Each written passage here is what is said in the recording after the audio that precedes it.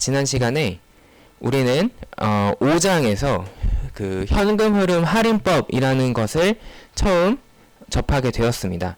이 현금 흐름 할인법은 어떤 투자를 할 때 둘 이상의 나에게 선택지가 주어졌을 때 그것 중에서 어떤 것이 나에게 더 좋은 것이냐 라는 것을 판단하기 위해서는 결국 나에게 어떤 것이 더 이익이 되는지 그걸 비교해야 되는 거고, 그러려면은 화폐의 시간 가치를 고려해야 된다. 왜냐하면 투자는 보통 오늘 뭔가를 쓰고 나중에 나에게 뭔가 이익이 생겨요.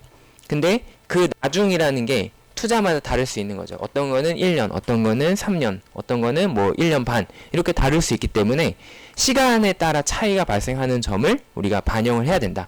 그러기 위해서는 가장 좋은 방법은 같은 시간, 그 중에서 그냥 가장 간단히 우리가 직관적으로 생각할 수 있는 지금 시점에서의 값어치를 생각하자. 그래서 현재의 가치를 계산하자라는 것이 바로 현금 흐름 할인법이 되겠습니다.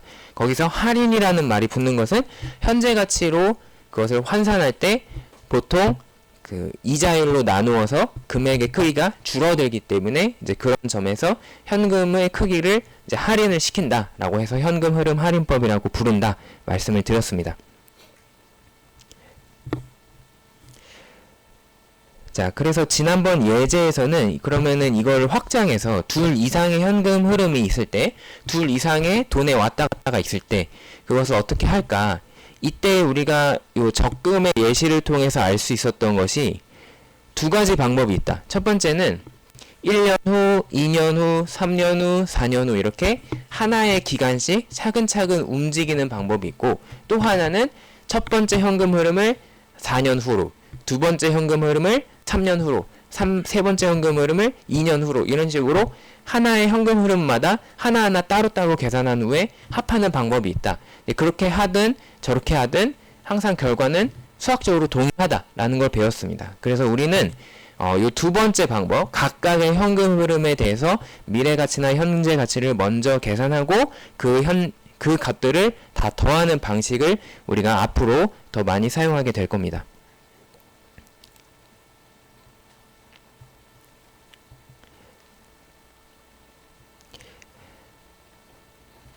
자, 그래서 오늘 이제 더 자세하게 다뤄볼 부분은 이제 그런 원칙이 있다라고 할 때 그 원칙 중에서 사실은 그 원칙을 따라서 하면은 모든 걸 계산을 할 수 있지만 좀 정형화된 패턴이 있어요. 그래서 그 패턴에 대해서는 우리가 공식을 알아두면은 좀 시간을 절약을 할 수 있기 때문에 이제 그런 부분을 좀 공부를 해보려고 합니다. 네, 그 중에서 첫 번째로 나오는 것이 바로 연금 공식인데요. 여기서 이 연금이라는 것은 보통 일반적으로 말하는 사회에서 말하는 연금이라는 것은 은퇴 후에 받는 내 생활비를 금융기관이나 아니면 정부에서 받는 거를 얘기하지만 이제 그거를 말로 표현을 하면 이렇게 얘기할 수 있습니다. 어떤 기간에 대해서 매번 동일한 금액을 받는 1년에 여러 개의 현금 흐름이 있다면 그것을 우리는 연금이라고 부를 수 있습니다. 근데 그 경우에 이 동일한 현금 흐름이 여러 번 반복된다라는 특성 때문에 이 연금의 공식을 만들 수 있는데 사실 이거는 이제 이렇게 계산이 됩니다. 근데 이게 좀 복잡한데 이거를 하기에 앞서서 먼저 영구연금이라는 것을 생각을 해볼게요. 영구연금은 연금 앞에 영구라는 말이 붙었죠. 그래서 영원히 받는 연금이다 라는 뜻입니다. 현실에서는 사실 존재하지 않아요. 왜냐하면 보통 연금은 연금을 받는 사람이 죽으면 끝나기 때문에. 하지만 가상으로 우리가 상상을 해볼 수 있죠. 어떤 사람한테 매년 아니면 매달 똑같은 금액을 영원히 준다고 생각해보자. 10년이 됐든 100년이 됐든 1000년이 됐든 만년이 됐든 영원히 준다고 생각을 해보자 라고 하면은 그것을 우리는 영구연금이라고 할 수 있습니다. 이제 그렇다면은 그것의 현재 가치를 어떻게 계산하게 되느냐, 이런 간단한 식으로 계산을 할 수 있습니다. 이 식은 앞으로 여러분들이 다른 수업을 들을 때 굉장히 많이 나와요. 그래서 요 식을 잘 이해하고 알아두시는 것이 굉장히 중요합니다. 자, 이 제가 설명을 드리면서 이거가 왜 이렇게 되는지 한번 얘기하도록 하겠습니다.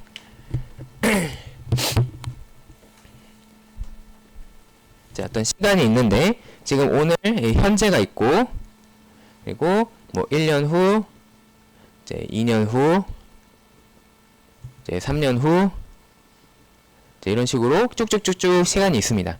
그리고 그것에 대해서 우리가 매년 C라는 금액을 받는다라고 합시다. 그래서 2년 후에도 C, 3년 후에도 C, 이렇게 쭉쭉쭉쭉 C를 이제 계속 받을 거예요.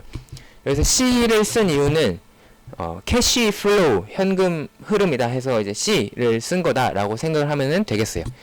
자, 그러면 이것의 현재 가치는 얼마냐라고 하면 우리가 현재 가치는 이것들의 모든 이러한 연금의 현재 가치 전체는 각각의 현금 흐름에 대해서 현재 가치를 구하고 그것들을 더해주면 됩니다. 그러면 1년 후에 받는 요 C의 현재 가치는 1 플러스 R이라는 이제 이자율을 나누어 주어서 1 플러스 R분의 C를 계산을 하면 그것이 1년 후에 받는 요 C라는 현금 흐름의 현재 가치가 돼요. 자, 그리고 똑같은 원리로 2년 후에 받는 요 C라는 것의 현재 가치는 1 플러스 R의 제곱분의 C가 됩니다. 왜냐하면 기간이 한 번, 두 번 있기 때문에 두 번의 기간이 지날 때는 그것을 거듭 제곱으로 올린다 라고 했죠. 그래서 지난 5장에서 배웠던 방법에 따라서 이 여러 기간을 넘어가서 그것을 현재 가치를 계산할 때는 그만큼 거듭 제곱을 사용해주면 된다. 그래서 1 플러스 R의 두 기간이니까 제곱분의 C로 계산이 됩니다. 그러면 3년 후는 똑같아요. 1 플러스 R의 이 세제곱분의 C가 되겠죠. 왜냐하면 이거는 3년 후니까 하나, 둘, 세 개의 기간이 있으니까 세제곱으로 나누어 주어서 C가 된다. 여기에서 예를 들면 C는 100만원 뭐 이런 금액이 될 수 있는 거고, 요 R은 이자율이어서 예를 들면 10% 그러면 이거는 뭐 0.1 이런 값이 될 수 있는 거예요. 이거는 이제 그 상황에 따라서 맞춰 넣으면 되는 거죠.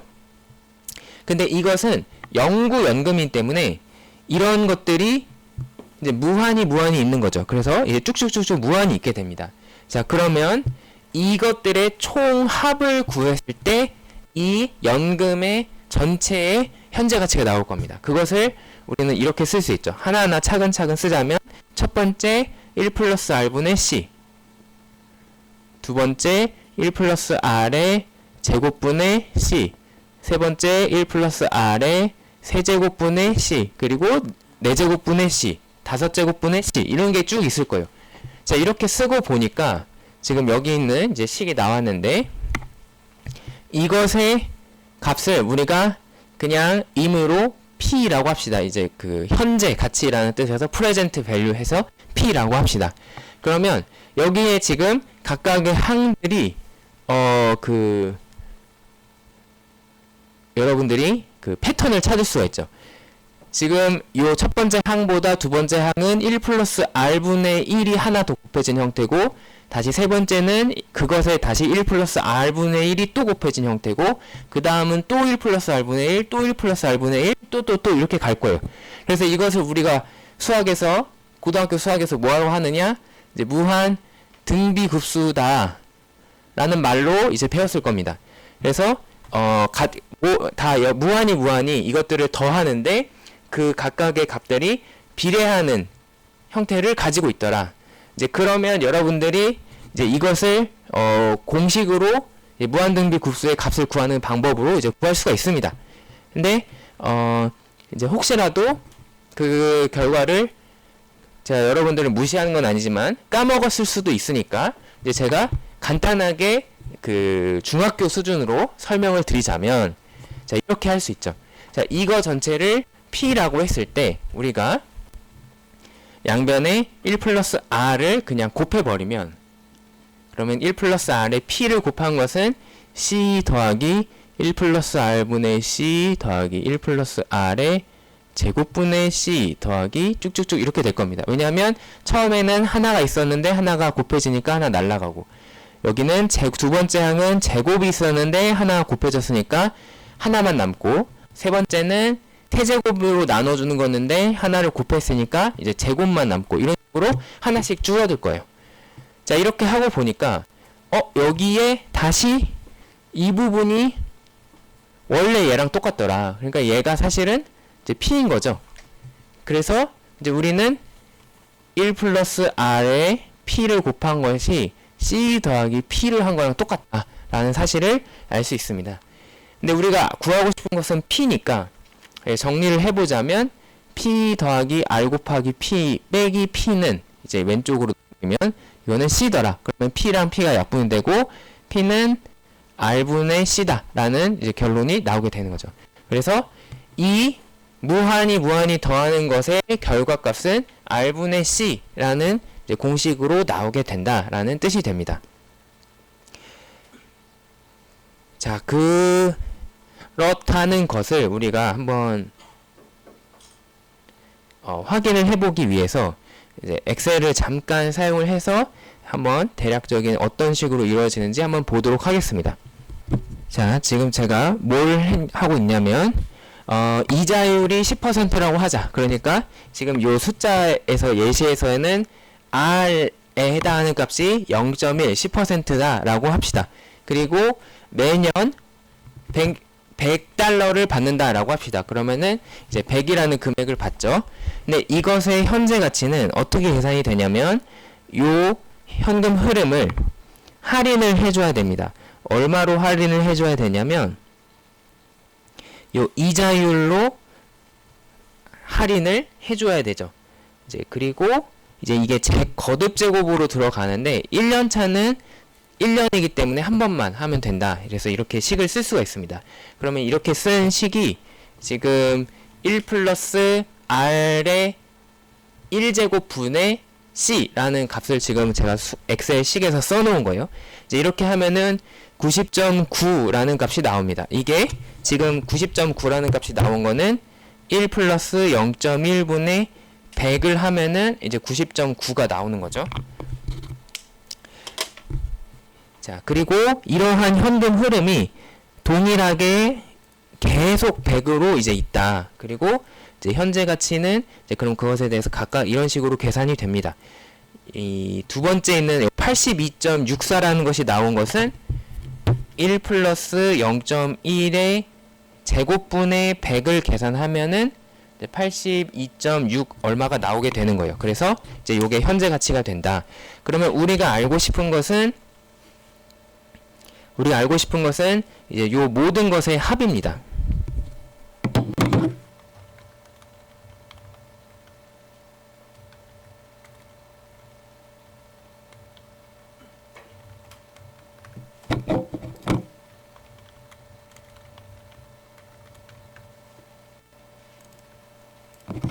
자, 그러면은 예를 들어서 1년 동안만 받는다라고 하면은 하나만 100짜리 하나만 1년 후에 받는 거니까 이 경우에 나의 현재 가치는 90.9가 되는 거고, 2년까지만 받는다라고 하면은 90.9, 82.64 이 두 번 이렇게 받으니까 173이 되는 거고, 3년 차까지 받는다라고 하면은 90, 82, 75 이렇게 해서 248 이런 식이 되는 거예요. 자, 이거를 제가 계산해 봤습니다. 자, 근데 지금 우리가 무한히 100이라는 금액을 받는다 라고 하고 여러분들이 화폐의 시간 가치를 모른다 라고 하면은 오해를 하죠. 이거는 사기다. 왜냐하면 어떻게 영원히 무한히 100을 받는 일이 있을 수 있겠느냐. 그러면은 당연히 그것의 총합은 무한대가 아닐까? 라고 생각을 할 수 있어요. 하지만 실제 현실에서는 이 화폐의 시간 가치가 있기 때문에 그것을 다 더하더라도 절대 무한대로 가지 않습니다. 이게 어떠한 특정한 값으로 가까이 다가가는 것을 볼 수가 있다라는 거예요.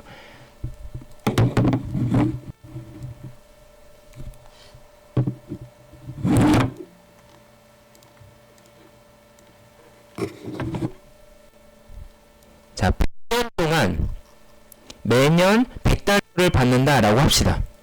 그러면 이제 현재 가치는 이제 계속 줄어들 거예요. 그 각각에 대해서 10년 차에 받는 100달러의 현재 가치는 38. 이제 이런 식이 되는 거죠. 그리고 그것을 이제 다 더해 보면 여기 1번부터 100년 차까지 쭉 더해 보면은 놀랍게도 이 값들이 커지다가 어느 순간부터 처음에는 90에서 173, 173에서 248 이렇게 크게 점프를 하다가 시간이 지나면 999,99999까지 가까워지는 것을 볼 수 있어요. 하지만 그걸 넘어가지는 않습니다. 왜 그러느냐? 이 100년 후에 받는 100달러의 가치는 지금의 가치로 따지면 0.007달러밖에 안 되거든요.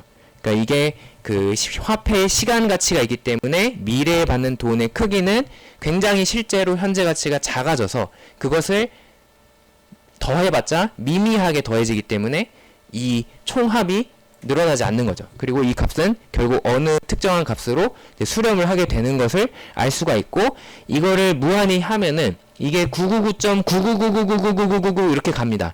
이제 그러면은 약 1000이 되는데, 이 1000이라는 값은 어떻게 나온 것이냐? 0.1분의 100을 한 것이 바로 1000이 됩니다. 여기서 이 0.1은 요 R, 이자율 10%다 라는 값이고, 100은 매년 받는 이 현금 흐름 C의 값을 이제 이 공식에 집어넣은 값이 되는 거죠. 그래서 요 R분의 C라는 공식이 실제로 이렇게 수학적으로 얻어진 결과일 뿐만이 아니라 이렇게 해봐도 이제 실제로 맞는 값이다라는 것을 알 수가 있습니다.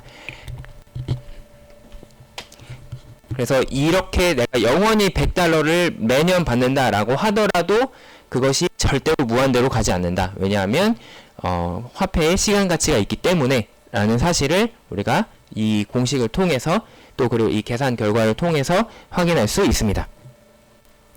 자, 그래서 여러분들이 다른 건 몰라도 일단 요 연금의 현재 가치 요 시 자체는 좀 어떻게 나오게 되는 건지, 그리고 어떻게 쓰면 되는 건지 이런 거를 잘 알아두실 필요가 있어요. 그게 이게 굉장히 자주 응용돼서 나오는 그런 계산 결과이기 때문에. 자, 그리고 이제 이거를 받아들이면 우리는 이 앞에 있는 연금 공식도 우리가 만들어낼 수 있습니다. 어떻게 만들어내느냐? 자, 이 부분을 좀 여러분들이 어려워하는데,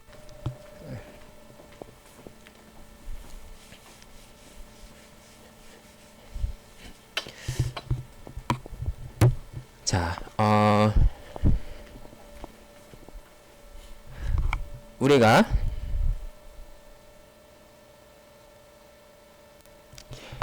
지금 알고 싶은 연금은 지금 그림으로 다시 또 그려보자면 현재가 있고 1년 후, 이제 2년 후, 이제 이런 식으로 똑같이 있어요. 근데 영구 연금이랑 다르게 이 연금은 끝나는 시점이 있겠죠. 그래서 T년 후까지만 딱 받는다 라고 이제 되어 있습니다. 그러면 이제 이때에 각각 똑같이 C를 받는다 라고 하면은 아까랑 똑같아요. 그럼 C의 현재 가치는 1 플러스 R분의 C, 이제 이거는 2년 차니까 1 플러스 R의 제곱분의 C 쭉쭉쭉 가서 마지막은 쭉쭉쭉 해서 1 플러스 R의 기간이 1년, 2년, 3년 해서 T년까지 갔으니까 T제곱분의 C까지 갈 거다. 그리고 이것들을 쭉 더한 것을 구하면 그것이 이 연금의 총 가치가 될 것이다. 그거를 우리는 A라고 하고 이제 이대로 이렇게 쓸 수가 있습니다. 자, 근데 이거를 약간 트릭을 써서 생각을 할 건데, 어떻게 생각을 하느냐? 여기는 지면상 좀 지울게요.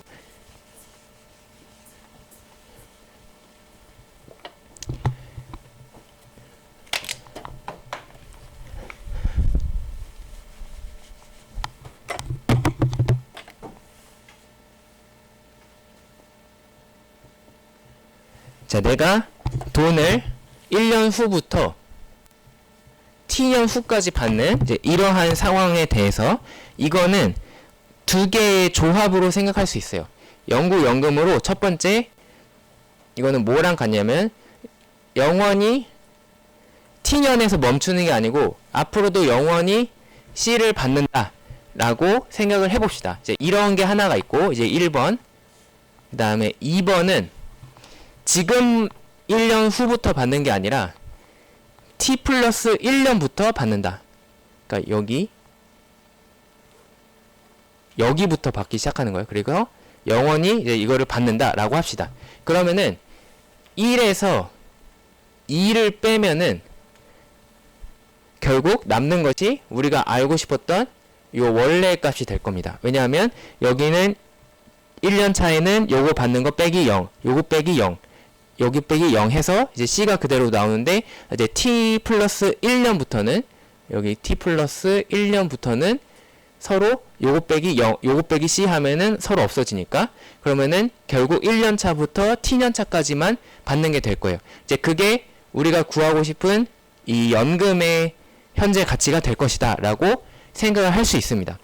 자, 그러면 첫 번째 이것은 뭐였느냐? 1은 영구연금이었어요. 일반적인 영구연금이다. 그것의 값은 R분의 C다 라는 것을 우리가 공식을 통해서 이미 알고 있습니다. 근데 이제 2는 뭐냐면 영구연금인데 T 플러스 1부터 받기 시작하는 거예요. 자, 그러면 이것의 가치는 어떻게 될 것이냐?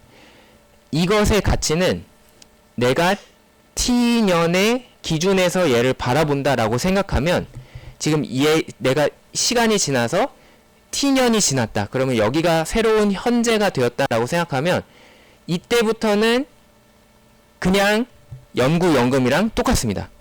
그러므로 이제 요 내가 지금 현재가 t년이다 라고 생각하면 하면은 R분의 C의 값을 가지게 돼요. 근데 문제는 이 현재라고 생각한 t년은 사실은 t라는 기간이 지났기 때문에 여기에 대해서 다시 우리가 현재 가치를 한 번 더 계산을 해줘야 됩니다. 그러면은 어떻게 해야 되느냐? 1 플러스 R에 t제곱분의 1을 곱해야지 됩니다. 왜냐하면 이것은 지금 여기에서 계산된 값이고 이제 그것을 다시 현재 가치로 만들려면은 다시 이게 t년 후니까 다시 한번 요 앞으로 당겨 와야 되는 거죠. 그래서 1 플러스 R에 t제곱분의 1을 이제 곱해줘야 됩니다. 그래서 결국 A는 1에서 2를 뺀 것이기 때문에 R분의 C에서 요 두 번째 R분의 C 곱하기 1 플러스 R에 t제곱분의 1이라는 것을 뺀 것으로 계산을 할 수가 있다. 자, 여기가 약간 어려울 수 있는데 차근차근 생각해 보시면은 이제 논리상으로 이게 맞다라는 것을 이제 아실 수 있을 겁니다. 이제 그러면 그 다음은 그냥 자동 계산이에요. 그러면 여기 양쪽에 R분의 C가 있으니까 R분의 C를 묶어내면은 1 빼기 1 플러스 R에 t제곱분의 1이 남더라. 이제 그게 이제 그 결과가 되겠습니다. 지금 우리가 봤던 연금 공식은 R분의 C가 있고 1 빼기 1 플러스 R에 t제곱분의 1이 있더라. 이제 그래서 그 값이 나오게 된 이유는 영구연금을 알면 요 연금 공식을 이해할 수 있습니다. 근데 요게 이제 여러분들이 이 시간 그 환산을 하는 것을 현재 가치를 막 왔다 갔다 하는 것을 지금 배운 지 얼마 안 됐기 때문에 굉장히 헷갈릴 수 있거든요. 그래서 차근차근 생각해 보시면 특히 이 부분에서 어려워하시는데 1 플러스 R에 t제곱분의 1이 왜 붙느냐, 이제 이게 어느 시점에서 내가 이 값을 계산한 건지 이제 따져서 차근차근 생각을 해보시면 이제 이렇게 나오게 됩니다. 자, 그래서 연금의 공식은 이렇게 나오게 된다. 자, 이 연금의 공식이 조금 복잡하죠. 그래서 이것도 그 마치 현재 가치를 계산해 놓은 표처럼 우리가 결과가 있는데 이제 그거를 우리는 요 연금의 현재 가치 이자 요소라는 이름으로 이제 부르고 있습니다. 그 값들이 이렇게 있는데, 이제 예를 들면 2년에 대해서 10% 이자였다라고 하면은 2년 그리고 10%에서 1.7355라는 값이 나오죠. 그러면 이때 요 값이 1.7355라는 값이라는 뜻이고, 이제 거기에다가 예를 들어서 각각의 100만 원을 받는다라고 하면은 100을 곱해서 이제 그 값을, 최종 값을 빠르게 계산을 하는 거예요. 그래서 이것도 그 5장에서 나왔던 것처럼 현재 가치나 그 아니면 미래 가치를 여러분들이 빠르게 계산하기 위해서 만들어 놓은 표인데, 사실 몰라도 됩니다. 이거를 그냥 계산을 하면 되기 때문에. 다만 이제 편의상 나오게 될 거고, 특히 투자론 수업이나 이런 걸 들으시면은 이제 요런 약칭으로 가끔 나오게 될 때가 있을 거예요. 그래서 그렇게 되면은 당하지 마시고, 이 공식을, 연금 공식을 사용을 해서 그 결과가 나온 거구나 라고 이해를 하시고 넘어가시면 되겠습니다.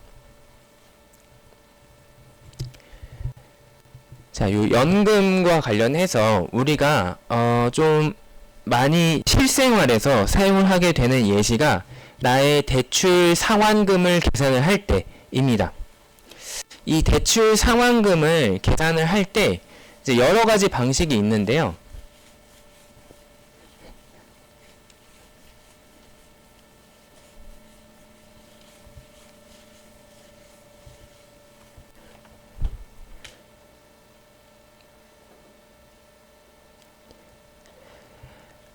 첫 번째 가장 쉬운 방법은 단순하게 이자만 갚는 방식이 있어요. 이제 예를 들어서 어떤 사람이 100만 원을 은행에서 대출을 했다. 그리고 2년 동안 대출을 했고, 그리고 이자가 예를 들어서 12%다. 연으로 따졌을 때 12%다 라고 합시다. 자, 이러면 그 월 이자가 1%라는 뜻이거든요. 왜냐하면 12% 이자라는 것은 나누기 12를 하면은 12개월로 나누면 1%라서 월 1% 이자를 낸다는 뜻입니다. 자, 그러면 이런 경우에 대출을 갚는, 상환을 하는 스케줄이 어떻게 되냐면 1개월 후에 이자만 갚는다. 그래서 이자에 해당이 되는 100만원의 1%는 1만원. 그래서 1만원을 내가 이자로 낸다. 그리고 2개월 후에 다시 1만원, 3개월 후에 1만원, 쭉쭉쭉쭉 해서 24개월까지 간 다음에 2년 차인 24개월에는 1만원의 이자 더하기 원금 100만원을 갚는다. 가 이제 가장 단순한 형태의 대출을 상환하는 스케줄이 되겠습니다. 근데 이렇게 하면은 이 앞에 기간 동안에는 내가 이자만 내면 되니까 부담이 적지만 마지막에 100만원을 한 번에 갚아야 되는 약간의 어려움이 있을 수 있겠죠. 이 100만원 정도는 뭐 그럴 수 있지만 이게 예를 들어서 1억이다 아니면 2억이다 뭐 이 정도 이렇게 커지면은 상당히 부담이 커질 겁니다. 이제 그래서 이 은행에서 이러한 것을 해결하기 위해서 이제 나오게 되는 방식 중에 하나가 바로 이런 원리금 균등 상환 대출인데, 이거는 원금도 미리미리 나누어서 갚는 이제 그런 경우가 되겠습니다. 예를 들어서 여러분들이 직장을 가지게 되고 가정을 꾸리게 되면서 집을 사고 싶다 라고 해서 은행에서 대출을 받게 되면 보통 그런 주택 대출은 원리금 균등 상환 대출인 경우가 많아요. 그래서 내가 이자만 다달이 갚는 것이 아니라 미리미리 그 원금의 일부를 조금씩 갚는 거예요. 그렇게 해서 나중에 계속 매달 똑같은 금액을 갚아 나가면 같은 기간을 빌렸다라고 하더라도 그 마지막에 이제 깔끔하게 딱 떨어지게 되는 이제 그런 경우가 바로 요 원리금 균등 상환 대출이라고 할 수가 있습니다. 그래서 말을 풀어보면은 그렇게 어렵지 않은데 원금과 이자를 균등하게 고루 나누어서 상환한다, 갚는다 이제 그런 방식의 대출이다 라는 뜻입니다. 자, 이거를 그러면 어떻게 계산을 할 수 있느냐? 지금 우리가 배운 연금 공식을 거꾸로 사용을 하면은 여러분들이 이것을 쉽게 계산할 수 있어요. 왜 그러냐면 내가 다달이 은행에게 똑같은 금액을 갚아 나가는 것은 은행의 입장에서 생각하면 거꾸로 나에게 똑같은 금액을 연금으로 받는 거랑 똑같거든요.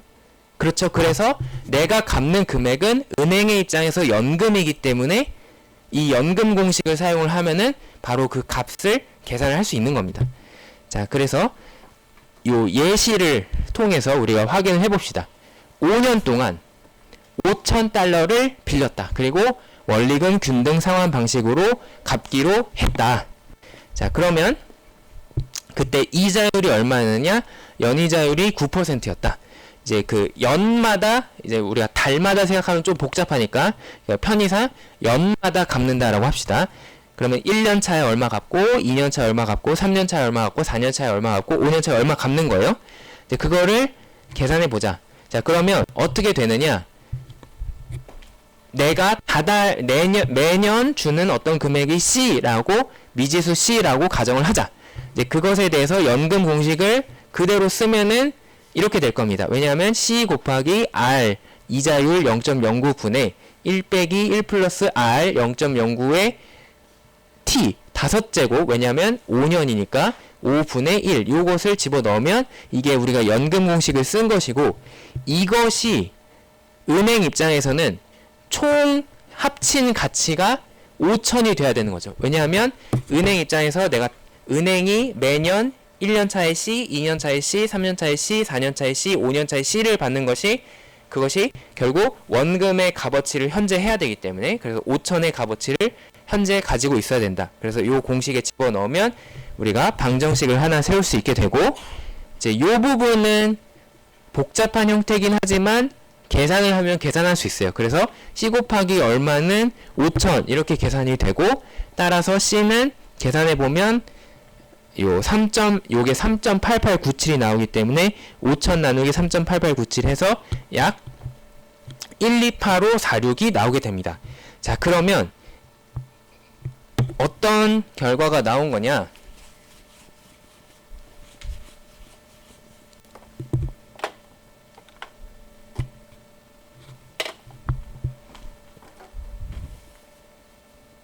오늘 이제 5천을 빌렸지만 이제 1, 2, 3, 4, 5 1, 2, 3, 4, 5년에 대해서 나는 매년 1, 2, 8, 5.46 1, 2, 8, 5.46 1, 2, 8, 5.46 1, 2, 8, 5.46 1, 2, 8, 5.46을 갚을 것이다.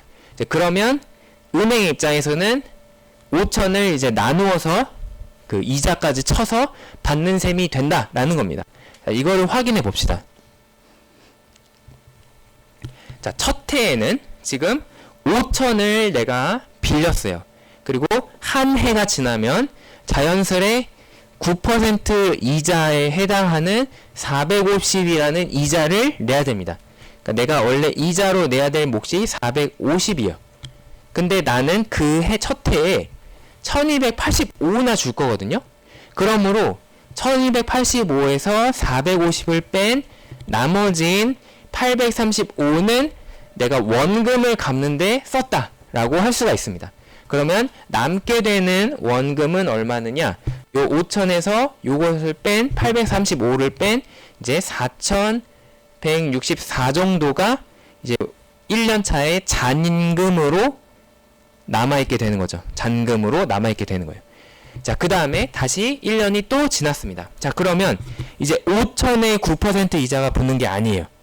왜냐하면 나는 이미 그 중에 800 정도는 이미 갚았기 때문에, 그래서 실제 남아있는 원금 대출 잔액인 4,664에 대해서만 이자가 붙을 겁니다. 그러면 9% 이자를 계산해 보면은 그게 374가 나오더라. 그래서 이자로 내야 되는 몫은 374입니다. 근데 저는 이 두 번째 해에도 똑같이 1285를 은행에 갖다 줄 거예요. 그러면은 374는 이자에 해당하는 거지만 그 나머지인 약 910은 또 원금을 갚는데 써지는 거죠. 그래서 또 원금이 줄어듭니다. 지금 4,164가 원금으로 남아있었지만 910을 또 갚았기 때문에 이제 3,254 정도가 남아있게 되는 거죠. 자, 그러면 세 번째 해는 3,254에 대한 이자만 붙을 거예요. 그러면 3,254에 대해서 이자 9%를 계산해보면 293이더라. 지금 소수점 날리고 있어요. 제가 그냥 반올림해서. 그러면은 1285를 내가 냈으면 그 중에 293은 이자에 해당하는 거. 그러면 나머지는 원금에 대한 상환.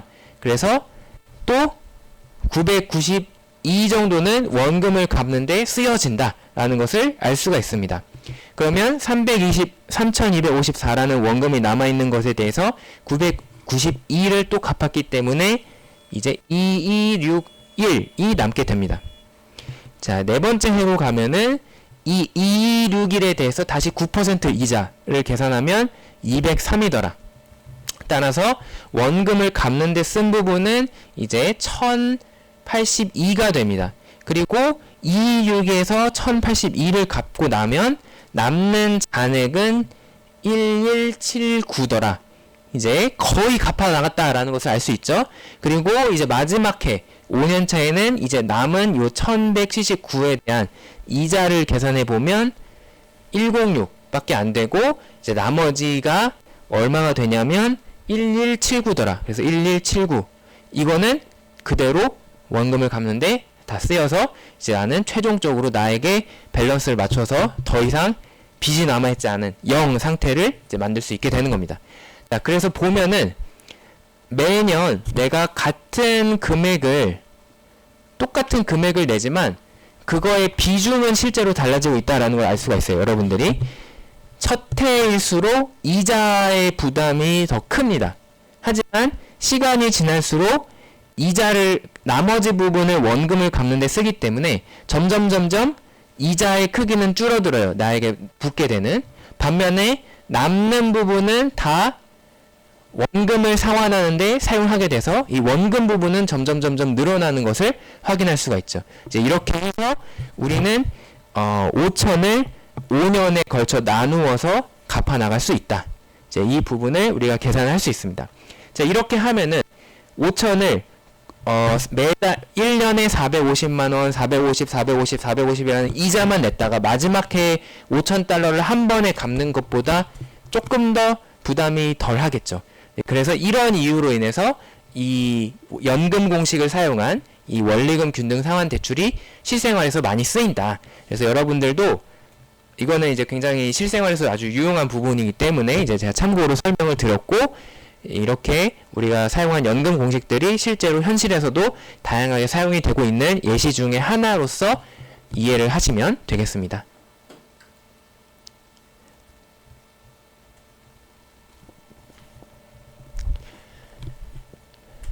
약간 시간이 남았으니까 조금 더 하자면 이제 이거의 확장인데요. 확장판인데 이제 성장연금에 대한 것이 이제 있습니다. 그 국민연금도 마찬가지인데 은퇴하는 사람들의 걱정이 뭐냐면 내가 똑같은 금액을 연금으로 받더라도 내가 생활하기 위한 생활비는 물가가 올라가서 계속 올라가는데 내가 이거를 똑같은 금액을 받아서 생활할 수 있겠느냐.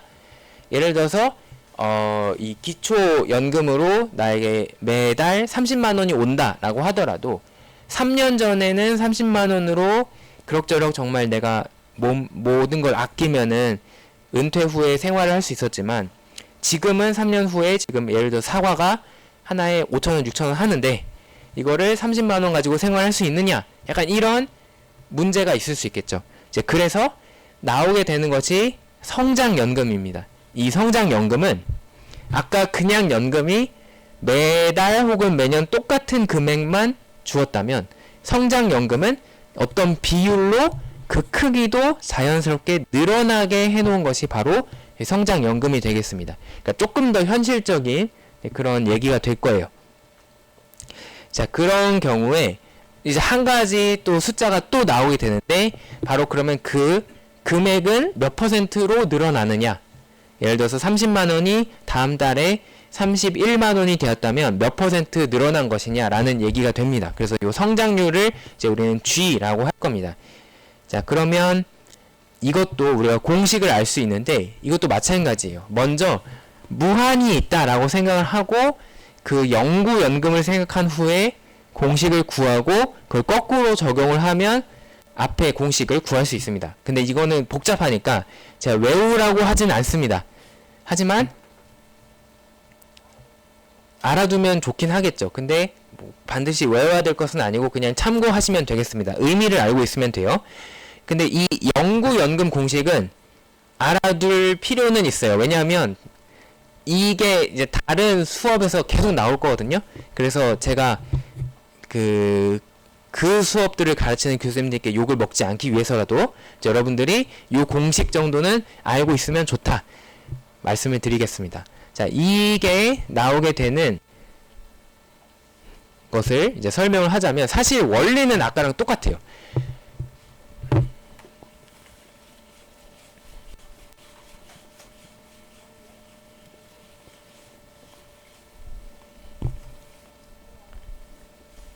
이제 현재가 있고 이제 1년 후, 2년 후 이렇게 무한히 있습니다. 근데 아까는 현재 그리고 1년 후에 C, 2년 후에도 C 이렇게 똑같이 갔는데 이제 이번에는 1년 후에는 C, 근데 2년 후에는 이거를 늘려주자. C 곱하기 1 플러스 G를 해서 예를 들면 10% 올려주자, 5% 늘려주자 이렇게 해서 늘려줍니다. 3년 후에는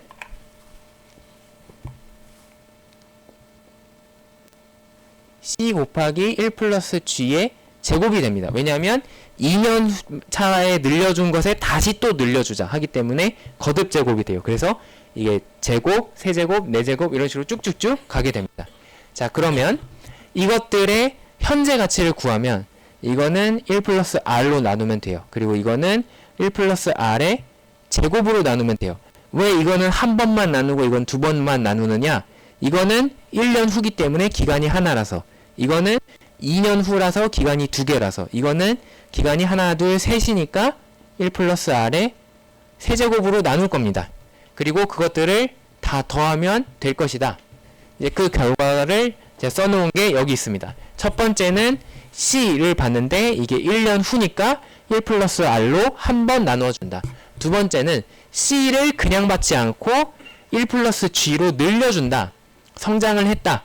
근데 2년 후니까 1 플러스 R의 제곱으로 나눠준다. 그럼 세 번째는 C 곱하기 1 플러스 G의 제곱으로 늘어났는데 1 플러스 R의 세제곱으로 나눠준다. 이렇게 쭉쭉쭉 가게 되겠죠. 그랬을 때 이번에도 조금 더 복잡해 보이긴 하지만 역시 패턴이 있다라는 것을 확인할 수 있습니다. 바로 1 플러스 R이 하나 붙고 1 플러스 G가 하나가 붙는 거죠. 분모에는 1 플러스 R이 하나 붙고 분자에는 1 플러스 G가 붙더라. 이렇게 우리가 패턴을 확인을 할 수 있기 때문에 이것도 무한 등비급수의 그 공식을 이용하면 여러분들이 또 바로 구할 수 있습니다. 하지만 그걸 모른다고 하더라도 여러분들은 중학교 수준에서도 이걸 이해할 수 있어요. 자, 여기에 이제 1 플러스 요 값에다가 1 플러스 R을 이제 양쪽에 다 곱해 봅시다. 그러면 왼쪽에는 1 플러스 R 곱하기 P가 있게 되고요.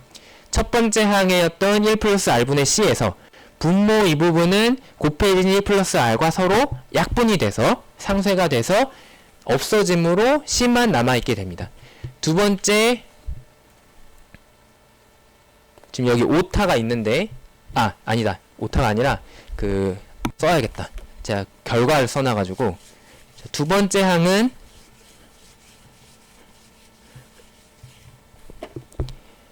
1 플러스 R분의 C 곱하기 1 플러스 G가 될 거예요. 왜냐하면 원래 여기 제곱이 있었는데, 하나는 약분돼서 없어졌죠. 그리고 세 번째 항은 1 플러스 R의 세제곱이었는데 이제 제곱이 될 거고 C 곱하기 1 플러스 G의 이제 제곱이 있을 겁니다. 자, 이런 식으로 쭉쭉쭉 가요. 자, 그러면은 보면은 이게 다시 원래 이 모습이 나오는데 이제 여기서 이 여러분들이 보면은 지금 원래 우리가 구하고 싶었던 P는 첫 번째 항이 1 플러스 R분의 C로 시작을 해요. 근데 지금 여기는 요 두 번째 값부터 따질 건데 1 플러스 R분의 C로 시작을 하는 게 아니라 1 플러스 R의 C에다가 1 플러스 G를 곱한 걸로 시작을 한다 라는 걸 알 수 있습니다. 그래서 이 뒷부분은 결국 이것들이 해당이 되는 게 뭐냐면 이거는 이제 원래 값에다가 1 플러스 G만큼이 하나씩 더 붙어 있는 거구나 라는 사실을 알 수 있어요. 그래서 이제 우리가 제가 결과를 여기다 이렇게 써놓은 거예요. 1 플러스 G가 하나 붙은 P다. 자, 그러면 이제 끝났어요. 이거를 풀면 1 곱하기 P니까 P 더하기 R 곱하기 P가 있죠. P 더하기 R 곱하기 P가 왼쪽 변에 있고 오른쪽 변에는 C 더하기 1 곱하기 P니까 P 더하기 G 곱하기 P가 있더라. 근데 왼쪽에도 P가 있고 오른쪽에도 P가 있으니까 서로 상쇄돼서 없어지고 P에 대해서 묶으면 R 빼기 G, 왜냐면 이게 오른쪽으로 넘어오면서 마이너스 부호가 붙고 곱하기 P는 남은 것은 C더라. 그래서 P는 R 빼기 G분의 C라는 값이 나오게 됩니다.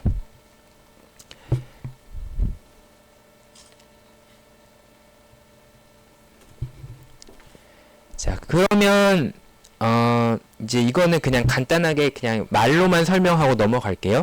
그러면 이제 성장연금 자체도 아까랑 똑같은 원리로 이것을 그 성장연구연금에서 또 다른 성장연구연금을 빼는 것으로 표현을 할 수가 있습니다. 그래서 이렇게 하나의 성장연구연금에서 또 다른 성장연구연금을 빼는 것으로 표현을 했다. 그리고 그 앞에 공식을 집어넣으면 이제 이런 식으로 정리를 할 수 있다. 근데 이거는 다소 복잡하기 때문에 형태가 다소 복잡하기 때문에 여러분들이 꼭 외울 필요는 없어요. 근데 나중에 이런 형태가 나오면 이것은 이제 이 성장연금이다 라는 것을 알 수만 있으면 될 것 같습니다. 그거보다 중요한 것은 요 연구연금의 식은 조금 더 자주 많이 나오기 때문에 알아두시면 좀 유용하게 이제 써먹을 수 있을 겁니다. 자, 근데 이거를 오늘 수업을 마치기 전에 간단하게 한번 우리가 생각해 볼 점이 있습니다. 이 결과를 사용을 한다 라고 합시다. 그러면은 우리가 이런 식으로 쓸 수 있어요. 매년 100달러를 받는다. 그리고 이자율이 10%다. 그리고 이 100달러라는 금액은 매년 5%로 성장을 하더라. 그러면 이러한 게 무한히 이어졌을 때 나의 현재 가치는 이 연금으로부터 얻게 되는 현재 가치는 얼마냐? 그러면은 R 빼기 G 분의 C에다가는 100, R에다가는 10%니까 0.1 빼기 G는 성장률 5%니까 0.05 해서 0.05분의 100. 이제 이거를 계산하면은 5분의 10000이니까 2 해서 2000으로 계산이 될 겁니다. 따라서 이렇게 무한히 받는 것의 값어치는 2000달러의 값어치를 가진다. 이제 이런 얘기가 됩니다. 근데 여기서 이런 경우는 어떻게 될까요? 이자율이 똑같이 100을 받는데 100을 받고 근데 이게 예를 들어서 15% 성장한다. 그리고 이자율은 10% 그대로 있다. 라고 하면 어떻게 될까요? 이 경우에는 이 공식에다가 그대로 값을 집어넣으면 P는 C는 100이고 나누기 R은 이자율 10% 그래서 0.1 빼기 G는 성장률이 15%니까 0.15 하면은 마이너스 2000이 나옵니다. 그래서 이상한 숫자가 나와요. 자, 이거는 말이 안 되죠. 왜냐? 지금 우리는 매년 100이라는 양의 값을 돈을 받고 있어요. 그것들을 더했더니 음의 값이 나오더라. 이거는 상식적으로 말이 안 되죠.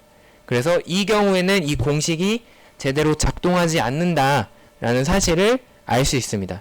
그러면 이 공식이 작동하는 조건이 뭐냐?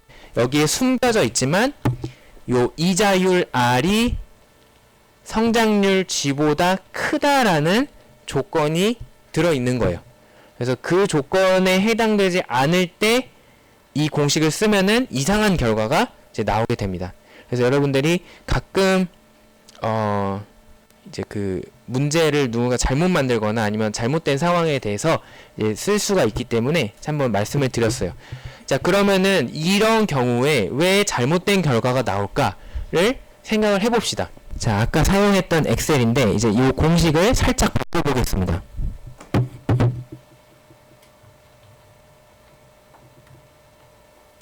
이자율 10%고 성장률이 5%다라는 상황을 이제 적용을 해볼 거예요.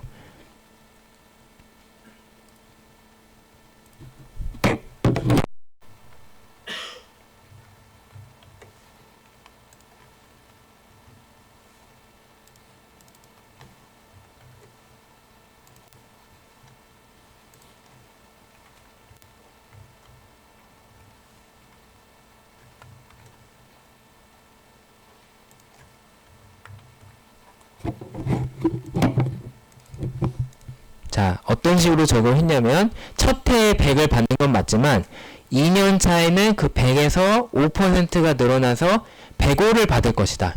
그리고 3년 차에는 그 105에서 다시 5%가 늘어나서 110을 받을 것이다.